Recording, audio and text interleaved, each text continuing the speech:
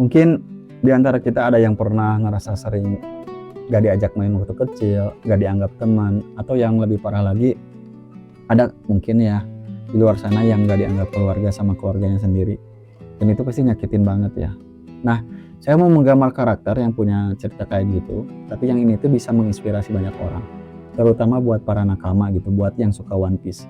Tapi video ini tuh justru ditujukan buat yang justru nggak ngikutin One Piece sama sekali, atau malah buat orang yang nggak suka baca manga, baca komik, atau nggak suka nonton anime, atau malah nggak suka nonton kartun gitu.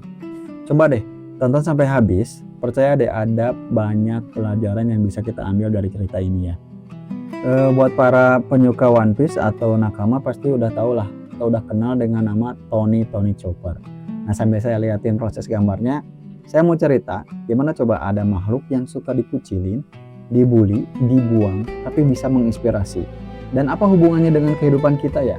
Tony Chopper.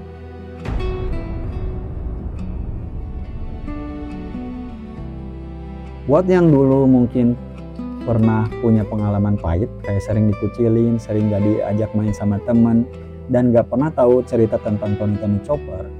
Dia itu seekor rusa ya, yang dibuang sama kawanannya karena fisiknya berbeda sama yang lain gitu. Gara-gara dia gak sengaja makan buah iblis Hitonomi. Nah, dari yang bentuknya rusa pada umumnya ya, berubah jadi mirip manusia.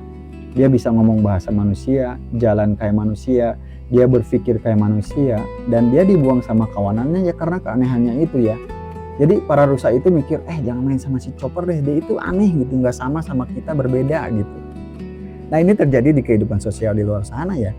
Banyak kok orang yang nggak mau nongkrong sama orang yang fisiknya beda, penampilannya berbeda sama mereka, bahkan berbeda ras, agama, sama kasta gitu.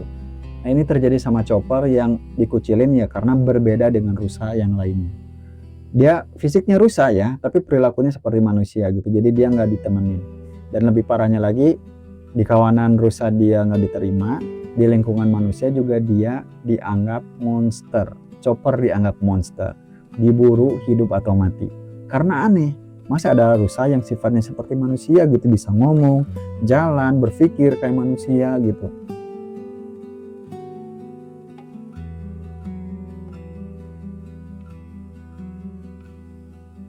Jadi kehidupan Chopper ini tuh sangat menderita ya, karena dia kesepian, gak ada teman, apalagi arti sahabat dia gak ngerti tuh. Dia juga gak punya keluarga, pokoknya di dunia hewan ditolak, di dunia manusia juga ditolak. Nah, cuman ketika dibully, dia itu gak berubah jadi sosok yang punya akhlak monster ya.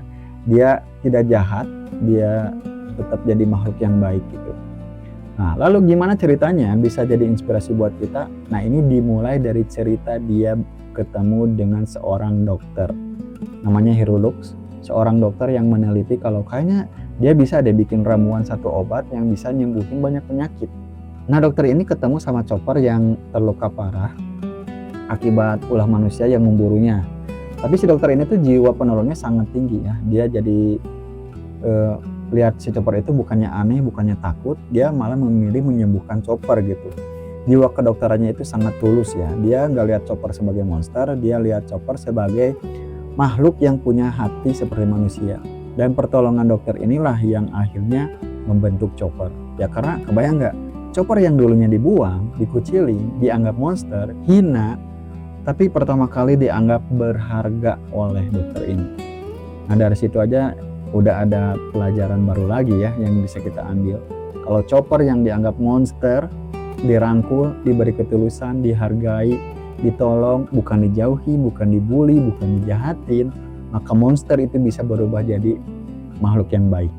Dan dia setia, dia loyal sama penolongnya, mau berkorban gitu. Dan si Chopper ini juga jadi belajar kalau dokter itu bisa menyelamatkan orang. Dokter itu profesi yang mulia, selalu punya prioritas menyembuhkan daripada hal yang lainnya. Ini yang Chopper pelajari dari Dr. Hirulux ya. Nah, kita persingkat saja. Dr. Hirulux ini tuh nggak lama kemudian meninggal.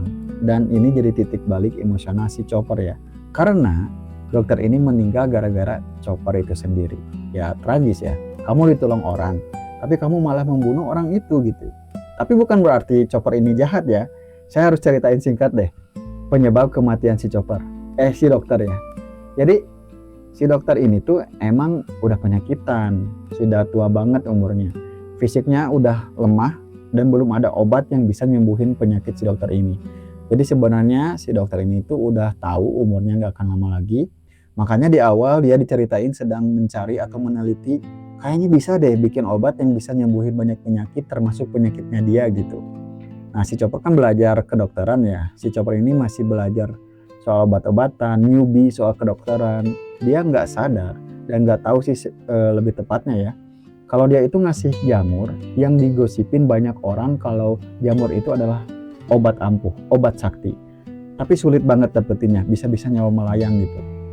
Padahal jamur itu adalah jamur beracun, bukan jamur obat. Dan dokter Hiruluk minum ramuan jamur itu yang dibuat sama Chopper.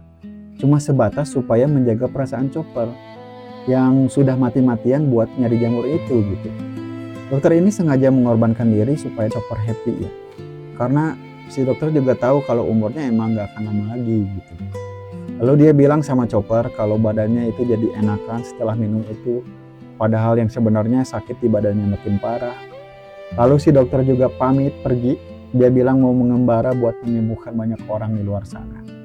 Nah sebenarnya dokter ini bukan mau mengembara, karena dokter ini tahu fisiknya udah makin lemah, mau mati gitu.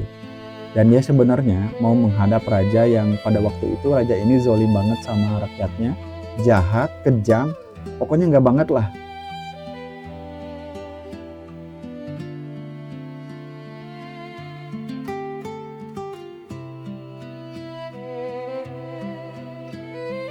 Nah ngapain dokter ini menghadap raja yang jahat? Dia itu menghadap raja itu buat ngebom dirinya sendiri di dekat raja itu, berharap si rajanya ikut mati. Ya tapi nggak berhasil, dokternya meninggal, tapi rajanya selamat. Ya nanti ceritanya sih mati juga si rajanya, cuman bukan sama si dokter gitu. Nah, mari kita balik lagi ke cerita si Chopper ya. Karena harus dilurusin nih soal jamur beracun tadi ya, jangan sampai si Chopper ini menganggap kalau dia menemukan ramuan obat yang berhasil gitu, yang sebenarnya bahaya, sebenarnya beracun, terus nanti Chopper memproduksi massal gitu. Chopper itu kedatangan dokter lain, teman dari dokter Hiruluk, yang ngasih tahu kalau ramuan jamur yang dibuat Chopper itu adalah jamur beracun gitu. Chopper kaget tuh. Setelah Chopper tahu ya kalau jamur yang dia kasih itu beracun, hati Chopper yang tadinya happy seketika berubah lagi jadi luka yang dalam. Dia menghabisi nyawa sang penolongnya. Dia langsung lari menyusul ke kerajaan. Ya, tapi sayangnya sang dokter udah meninggal.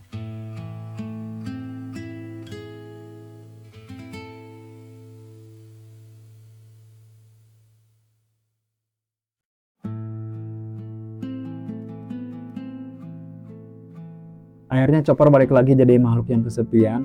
Dan ya tragis gitu, dia kesepiannya itu gara-gara tangannya sendiri, hasil karyanya sendiri, luka batinnya sangat parah, ya gimana enggak gitu, kebayang gak sih? Nah akhirnya kita persingkat aja, si Chopper itu bisa bangkit lagi karena cita-citanya pengen nerusin cita-cita si dokter Hiruluk, yaitu menjadi dokter yang bisa mengobati banyak orang di dunia, mengembara gitu. Chopper bangkit dari rasa luka batinnya, belajar lagi soal kedokteran dengan teman dokter yang tadi ngasih tahu kalau jamurnya itu beracun, namanya dokter Kureha ya. Chopper banyak belajar soal ilmu kedokteran dari dia, dan akhirnya Chopper jadi seorang dokter yang punya ilmu pengobatan. Nah lalu memilih berpetualang dengan tujuan menyembuhkan banyak orang di dunia, terutama ya teman-temannya yang barengan berpetualang dengan Chopper ya. Nah itu dia cerita tentang Tony Chopper yang dimana awalnya dia dikucilin, dianggap aneh, dianggap monster, tapi dia tetap baik hatinya. Apalagi setelah mendapatkan ketulusan cinta dari seorang dokter gitu, dari seseorang. Dia jadi bukan cuma baik hatinya, dia jadi malah bisa bermanfaat buat banyak orang, terutama buat teman-temannya ya. Dan akhirnya ya dia punya banyak teman gitu, bahkan sekarang dia tahu tuh artinya sahabat gitu. Nah mungkin segitu aja dulu video kali ini. Kalau ada salah atau kurangnya ya boleh ditulis di kolom komentar ya. Dan nextnya kita gambar apa lagi nih? Coba dijawab juga di kolom komentar. Terima kasih udah nonton sampai sini. Saya Sulaksana. See you on next video.